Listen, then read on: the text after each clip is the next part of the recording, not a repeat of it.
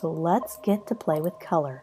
So when I first created this idea, I thought that the S would be a different color so that you could actually tell it was an S and not just kind of a curvy figure. So let's go ahead and ungroup anything we have grouped. I think this is grouped and that is grouped. So I vectorized it so they're all separate elements so I can have complete control over color. So I thought, okay, so spa, salon, yoga. I'm thinking cool colors just right off the bat, very calming. I don't think I want to do warm tones for this, although I could use some brown, earthy warm tones, but I think I'm going to keep with the blue-green kind of colors.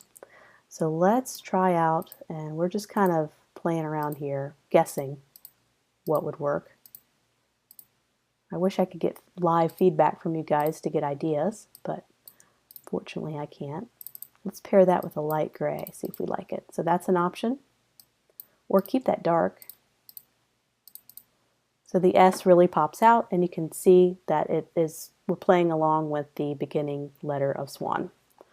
So let's keep playing, maybe try a darker, or maybe keep that dark and make this light blue, the wings. Let me try maybe a purple, light purple. I kind of like the blues a little bit better. Because purple you start to get almost too feminine. I don't want this to be such a feminine logo. It's already curvy, it's already slanting that way.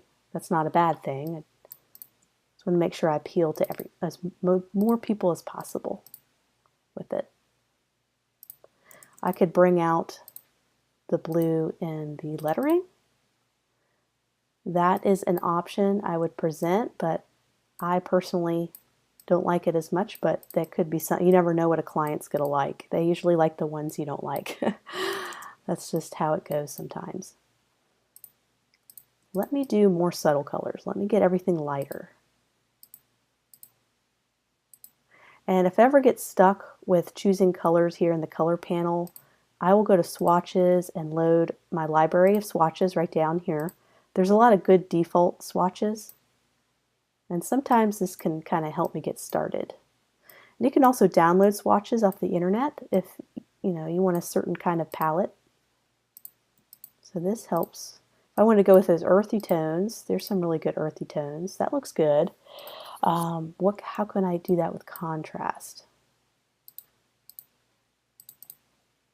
That is a possibility. And maybe if I make this, instead of the swan yellow, I can make that a little bit lighter.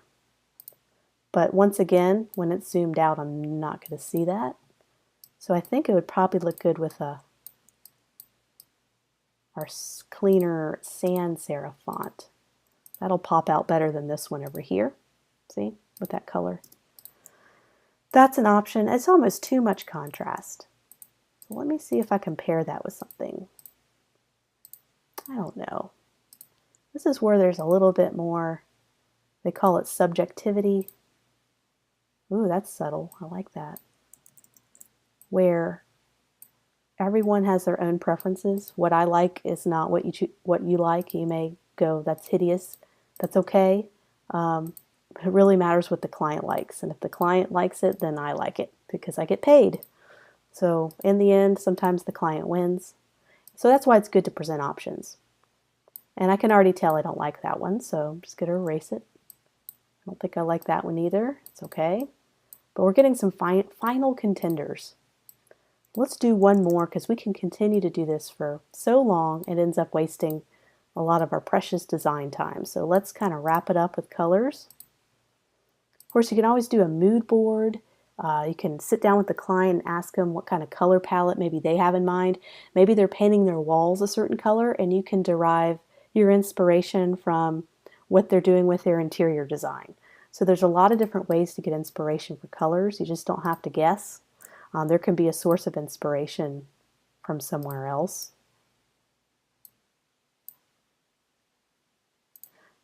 So I might load another couple palettes. I'm going to play with 2 more logo color options and then we're going to wrap it up. So as you can see, I came up with a couple different combinations of color. There's some subtle ones and there's our higher contrast ones.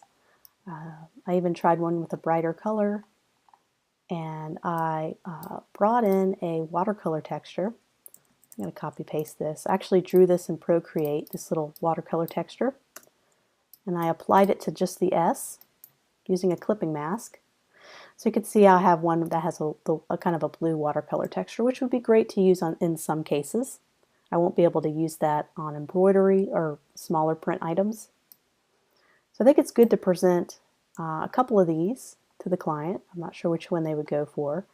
I'm kind of liking the more subtle one, but I like that one too. I kind of like more of the grays, neutral colors, as opposed to the bright, grabbing you kind of colors, because I think with a high-end spa, salon, yoga, you're talking about calmness, serenity. So I'm kind of feeling these two, although I do love the idea of watercolor and applying kind of a watercolor texture. So these are kind of the ones I am gravitating toward, but it's not my choice, it's the client's choice. So I'm going to send these out and see what they think. I'm going to apply it to a mock-up or two so I can kind of validate my design to see if I think it's going to be able to be flexible and extend to other branding items. So I'm going to do that and show you a few mock-ups, and I think we're done.